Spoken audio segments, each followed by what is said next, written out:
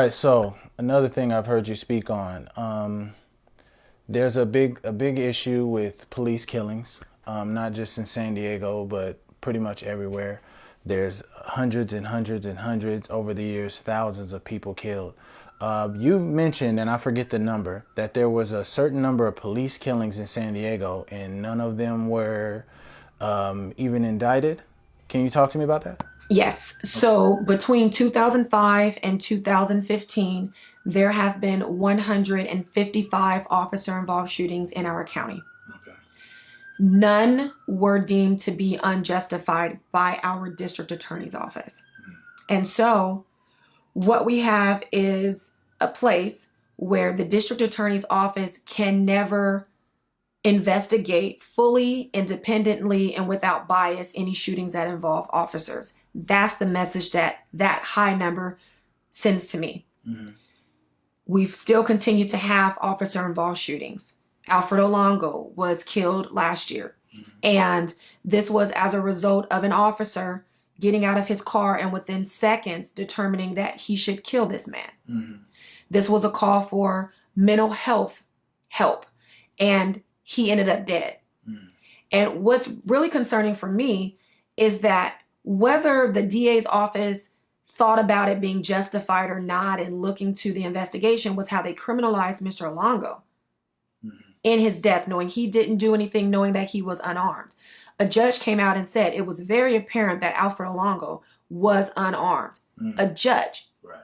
And we have a district attorney's office who turns around and says, well, we don't want the community to jump to conclusions, and so we're not going to release the body-worn camera footage. Wow. And then turns around and gives a zoomed-in picture of the vape pen so that it looks like we're staring down the barrel of a gun as if Mr. Olongo was being menacing to these officers to justify them saying that his death was justified. And so we've seen this. We've seen this in Ferguson. We've seen this in other places where the victims are demonized. We saw this with Trayvon Martin. We saw this with Michael Brown, and how the district attorneys would go in front of a grand jury. In the case of Michael Brown, they wanted to talk a lot about marijuana and how he had smoked marijuana at some point. They couldn't even tell us levels or how it was relevant to the case or if he had smoked that day. But the grand jurors were told about this as if it was relevant to him being killed. Wow. And so there's a lot of things that we have to talk about when we talk about officer involved shootings. There was a recent shooting this past Sunday in Point Loma where a man reportedly was going around to different homes and saying he needs a knife so he can kill himself. Well, what does that sound like? That sounds like mental health things. Right. But yet when the officers got there and he had the knife turned on himself, and at some point the officers say he ran towards them, one officer decided that he could use a beanbag. The other officer decided to use lethal force and shoot him, and that man lost his life. So we have to talk about policy changes. We have to talk about de-escalation.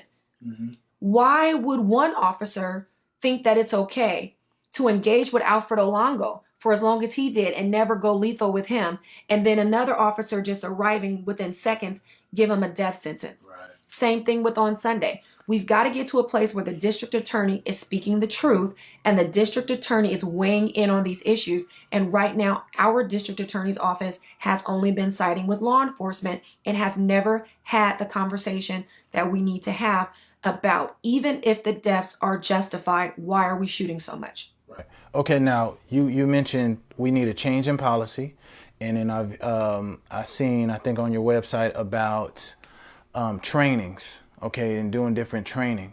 Now, as the DA, what is your reach with police training and policies on de-escalation with police? Do you have any reach in that area? Absolutely. The district attorney's office works very personally and intimately with the sheriffs and also SDPD just by the nature of the work that district attorneys do, which is why I'm a big advocate for an independent unit to investigate officer involved shootings. Because if you have police officers being investigated by the very DAs that they interact with in court every single day as their witnesses, people that they have on speed dial, people that they go to lunch with, How fair is this process when you have these same deputies investigating these deputies? So that's a side note. We definitely need to understand that they work together. Right. Now, can the district attorney give policy? No.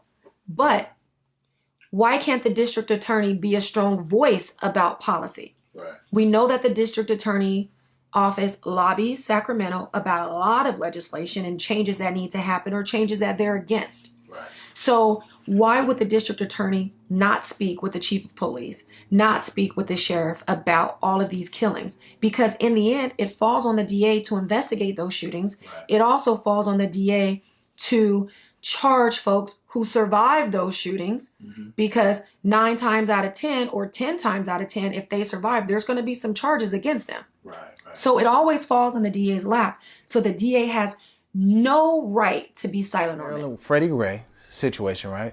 Marilyn Mosby came out and she decided to charge all of them, and they call it the state attorney in Baltimore, but if I'm not mistaken, it's the same thing as our district attorney. What is the likelihood that we're going to see in the case this happens, an officer getting, prosecuted or actually going to jail if you can't get that independent investigation? So as the district attorney, I would have an independent unit. Oh, you can do that? Absolutely. Oh. The DA already investigates officer-involved shootings. It's just, who do you have doing the investigations, right? We need to show the public that there is transparency and accountability. And right now there isn't any, because in the instance of my opponent, she has a big banner on her website that says she's law enforcement's choice. Right. And it's fine that law enforcement backs you. That's important. But when you're beholden to law enforcement, that's a problem. And for me, that creates a conflict of interest. Right. Because when you are law enforcement's choice, how serious will you be about rigorously and really investigating officer-involved shootings? Because you're going to be concerned about pissing someone off, right, which should not be even a thought in your mind. And so as the district attorney, whoever heads my unit will be completely insulated from even being in court. They have no dealings with law enforcement. Your job is to investigate officer-involved shootings. You can support me, Jones-Wright for DA 2018, by going to my website, www.joneswright4da.com. That is FOR, not the number, JONESWRIGHT4DA.com. There you can sign up to volunteer.